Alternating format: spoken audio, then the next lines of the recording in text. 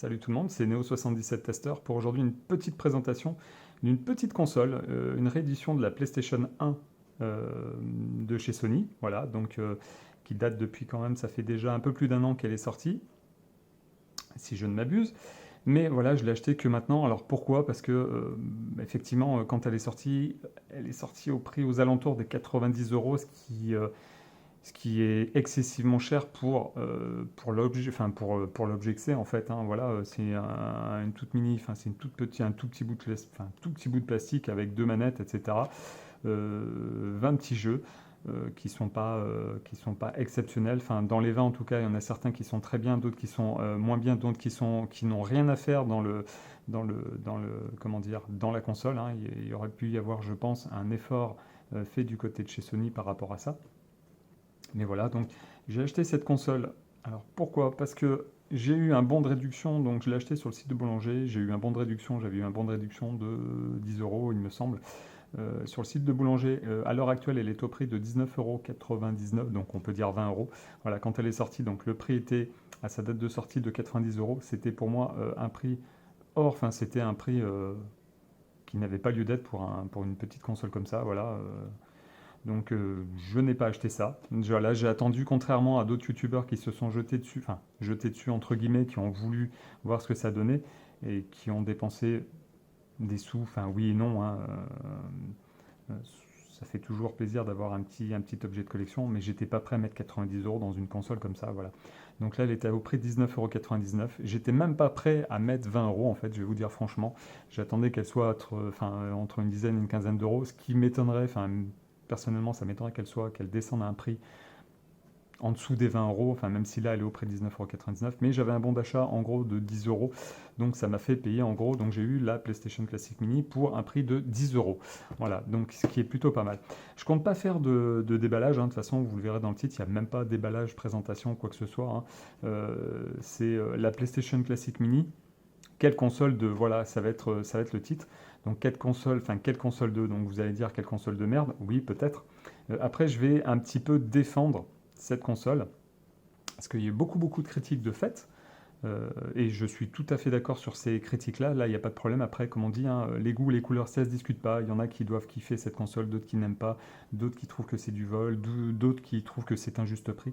À l'heure actuelle, donc comme je disais, je l'ai trouvé sur le site de Boulanger à 19,99 €. Sur d'autres sites tels que Amazon, Cdiscount, etc., etc. Il y a d'autres sites, hein, donc ça varie entre une vingtaine et des fois 50-55 euros. Donc sur beaucoup de sites, vous la trouvez encore au-delà de 50 euros. Pour moi, c'est encore trop cher. Voilà, je trouve que 20 euros, 20-25 euros, limite 30 euros, serait vraiment le juste prix pour cette réédition de la PlayStation 1. Mais franchement, pas plus. Alors après, pour en revenir, on va quand même, même si on fait pas de déballage, parce que je compte garder la console scellée, enfin je sais pas, j'ai pas encore décidé, mais j'aimerais bien essayer de la garder comme ça en présentant. J'aimerais racheter un meuble et mettre en vitrine un peu des consoles de collection ou des nouvelles, des rééditions, etc., etc. Donc pour l'instant, je fais pas de déballage, hein. Par contre, on peut faire un peu le tour du propriétaire. On voit que sur le devant, voilà, on a une jolie photo avec une jolie manette. On reviendra sur cette manette là aussi. euh, de la PlayStation 1, c'est le premier modèle de manette de la PlayStation 1 avec donc la PlayStation Classic Mini qui est ici. On voit qu'ici, effectivement, il n'y a que 20 jeux. Oui, que 20 jeux. Ouais, effectivement, beaucoup de youtubeurs aussi l'ont dit, hein, ils auraient pu faire un effort sur le nombre de jeux vu le catalogue énorme des jeux de PlayStation 1 qui sont sortis. Enfin voilà, c'est tout bonnement hallucinant qu'ils aient pu mettre que 20 jeux. Mais il faut savoir qu'à l'époque, les jeux de la PlayStation 1, contrairement aux autres consoles, que ce soit la NES Mini classique ou la SNES Mini classique qui sortaient sur cartouche, il faut savoir que ces styles de consoles-là, c'est de l'émulation, hein, pure et dure. Il faut savoir qu'un ISO de CD de PlayStation 1 tourne entre 200 et 500, voire 600, 700 MO. Qu'il y a eu certains jeux comme Final Fantasy 7 où il y avait 3 CD et Final Fantasy 8 où il y avait 4 CD. Même le 9, je crois qu'il y avait encore 4 CD dessus. Donc on ne peut pas comparer euh, par rapport au nombre de jeux, hein, je veux dire, critiquer le nombre de jeux sur la PlayStation 1 mini classique si on la compare par exemple à la NES mini classique qui est sortie avec 30 jeux, donc effectivement il y a 10 jeux de plus, mais au niveau de la taille des fichiers, c'est tout bonnement la NES, les ROM sur les fichiers ROM de jeux Nintendo se calculent, on va dire, à moins de, je sais pas, peut-être 1 méga ou même pas, enfin moins d'1 méga. Pour la SNES Mini, c'est pareil, il y avait 20 plus un jeu qui était jamais sorti, donc c'était le Star Fox 2, je vais dire Star Fox Competition, mais non, ça n'a rien à voir, donc le Star Fox 2 qui était en supplément dessus, mais c'est pareil, ce sont des fichiers qui sont de petite taille.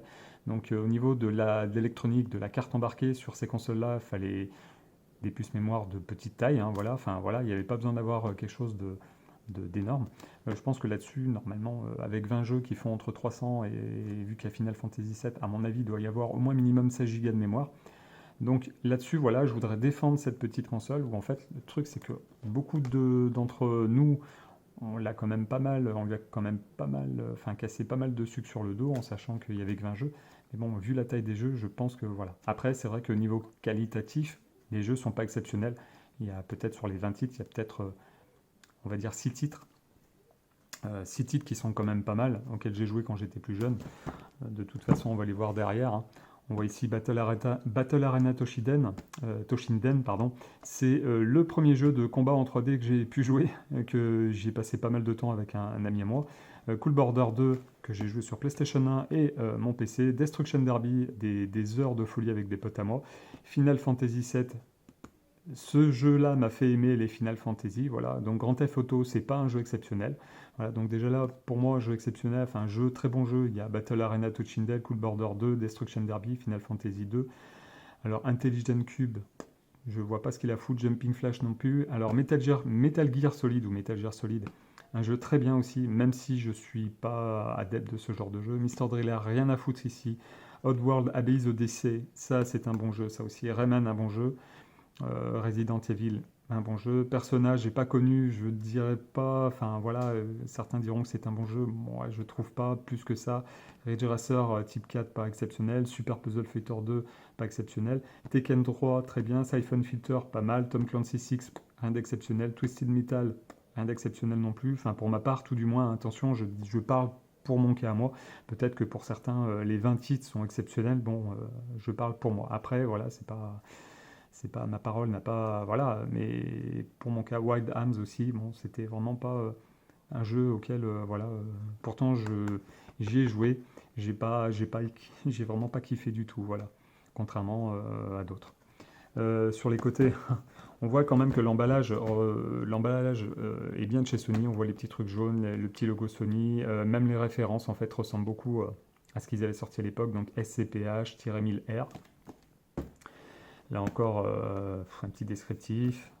Là, c'est pareil. Donc là, le contenu de la boîte, la PlayStation Mini classique. Et ce qui est bien, par contre, contrairement à une autre console mini classique qui était sortie, la NES, donc la NES classique mini qui est sortie avec une seule manette, on remarque quand même que celle-ci est quand même sortie avec 2 manettes. Pareillement pour la SNES Mini classique qui est sortie avec 2 manettes et des câbles aussi plus longs. Voilà, donc ça c'est plutôt pas mal. Après, quelque chose qui a regretté. Donc là, il y a bien un câble HDMI de fourni avec, comme les autres consoles classiques mini qui sont sorties à l'heure actuelle. Par contre, le niveau du câble de l'alimentation, donc ça s'alimente par prise USB, donc micro USB, USB. Par contre, il n'y a pas de chargeur. Donc en fait, c'est soit on branche ça sur sur beaucoup de télé LCD, LED, OLED, etc., etc., etc. On a souvent des prises USB. Donc si on peut brancher normalement ça sur la télé, donc elles seront alimentées normalement assez fort en électricité, enfin en jus, donc vous pourrez allumer la console. Par contre, je trouve ça dommage qu'on soit obligé de racheter encore un chargeur derrière pour pouvoir faire fonctionner les consoles classiques. Donc la NES Mini, je ne sais pas exactement. Par contre, je sais que la SNES Mini, il n'y a pas d'adaptateur secteur, il y a juste un câble USB, micro USB pour la brancher, donc c'est pareil, ça se branche sur la télé, je pense que ça marche aussi. Mais je trouve ça dommage qu'ils n'aient pas fourni un adaptateur secteur pour faire fonctionner les consoles, pardon, les consoles mini classiques. Voilà.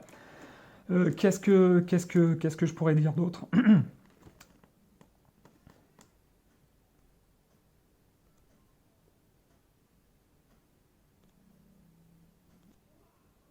Oui, donc, excusez-moi pour la petite pause. Je m'étouffe un petit peu, enfin, bon, c'est pas grave, un petit verre d'eau et c'est reparti. Je voulais revenir en fait au niveau de la manette qu'a décidé que Sony a décidé de fournir avec cette PlayStation classique. Je pense que c'était lié en fait au prix des manettes en fait. Donc ils ont sorti ces manettes là. En fait, c'est vraiment les premières manettes de manette PlayStation 1. Je me rappelle très bien quand j'allais quand j'allais dans un petit magasin pas loin de chez moi qui s'appelait Diffintel Micro, si je me rappelle bien, où j'ai joué beaucoup à cette PlayStation 1 avec des copains, des potes à moi, où on n'avait pas, comme les manettes qui sont sorties après, les 2 joysticks, donc sur ces endroits-là exactement, donc les joysticks analogiques, qui sont sortis donc bien après quand même au niveau de la PlayStation 1, qui était plutôt pas mal. Donc c'est dommage qu'il ne l'ait pas fait. Après, je peux comprendre, parce qu'il y avait les moteurs de vibration qui étaient avec, il y avait les 2 sticks analogiques, donc c'était des manettes qui coûtaient quand même, je pense, un petit peu plus cher à produire. Donc je comprends je peux comprendre Sony dans le fait qu'ils aient pas mis ces manettes-là. Voilà. Après, je trouve ça quand même dommage qu'ils en aient pas mis au moins une.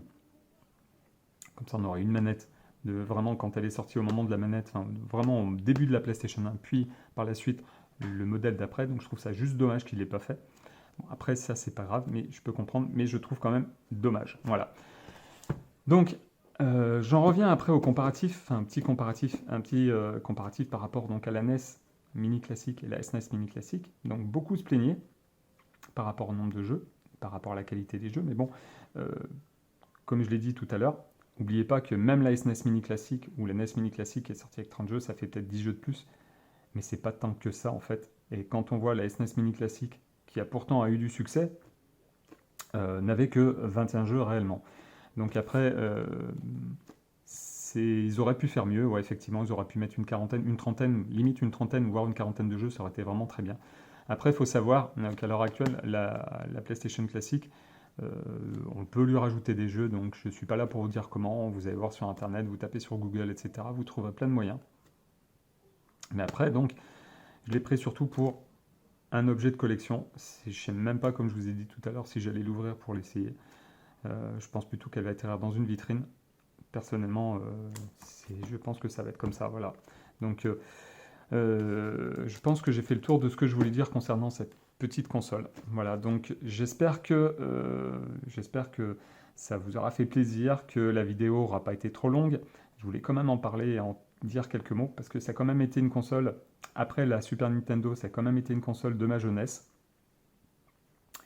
Et donc, franchement, ça a été même une très très bonne console. Il faut quand même savoir que la PlayStation 1 a été, je pense, une des premières consoles où on a vu des vrais jeux 3D, de baston, etc. Voilà, contrairement peut-être à, je ne sais pas si sur la Dreamcast, il y a vraiment eu des jeux de combat 3D, à part tous les Street, les Marvel, etc., qui sont ressortis en fait sur la Dreamcast, ou non, même pas la Sega Saturn. Même pas la Sega Saturn. Ouais, je pense à la Dreamcast, mais bon, je pense pas réellement qu'il y ait eu vraiment des jeux en 3D dessus. Il faudrait que je retourne voir. Donc pour moi, la PlayStation 1 était vraiment celle où il y a eu peut-être le plus de jeux en vraiment 3D, les jeux de baston 3D, les jeux de voiture 3D, qui étaient vraiment, pour ma part, très bien. Voilà. Donc je vous remercie de m'avoir suivi. Je vous dis à très bientôt pour une prochaine vidéo. N'hésitez pas à partager, lâchez le petit pouce qui va bien et abonnez-vous si vous n'êtes pas abonné. Voilà, je vous dis à très bientôt. Salut, salut!